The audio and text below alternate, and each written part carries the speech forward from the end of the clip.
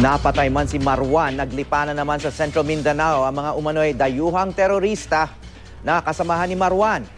Sila raw ang nasa likod ng assassination plot laban kay Pope Francis sa pagbisita nito sa bansa noong Enero. May news to go si Maki Pulido, exclusive.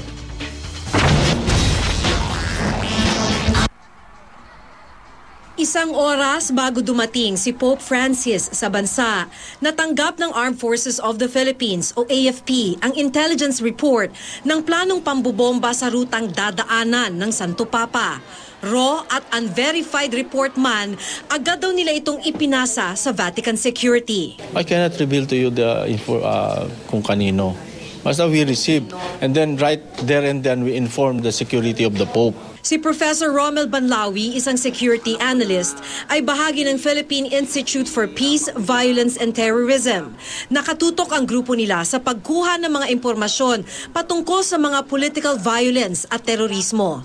Batay sa mga natanggap na impormasyon ni Professor Banlawi, kasama ng teroristang si Marwan sa pagplano ng pambobomba sa ruta ng motorcade ng Santo Papa, ang iba pang dayuhang terorista na Jemaah Islamiyah, kung saan kabilang sina Mawiyah, isang Singaporean national, at ang Malaysia na si Amin Baku. Gayon din ang Pilipinong si Basit Usman na may ugnayan din sa JI. Magpapasabog daw dapat noon ng 81mm mortar na ide-detonate sa pamamagitan ng cellphone.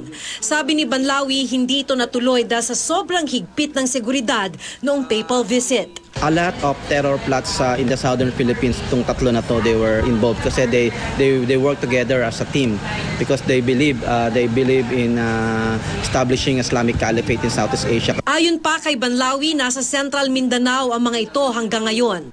Ang kumakanlong daw mula pa noon sa mga teroristang ito ay ang Bangsamoro Islamic Freedom Fighters o BIFF na pinamumunuan ni Umbracato. Kung may mga nakakasama man daw na Moro Islamic Liberation Front o MILF ang mga dayuhang terorista, wala raw itong basbas ng Central Committee ng MILF. Ang mga dayuhang teroristang ito na mga miyembro ng Jemaah Islamiyah nagtatag ng bagong teroristang grupo sa Mindanao, ang Khalifa Islamiyah Mindanao o the Black Flag Movement. Lumilinya ito sa isa pang international terror group na ISIS. Dahil kinakanlong sila ng BIFF, may litrato pa si Umbracato kasamang isa sa mga founder ng Khalifa Islamiyah Mindanao. Not an organization, MILF as an organization, but maybe lawless elements of the MILF or personalities associated with the MILF.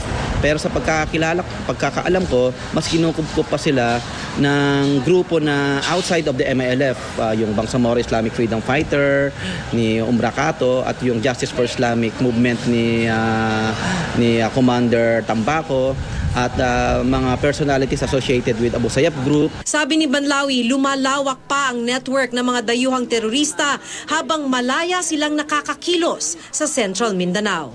Maki Pulido, GMA News.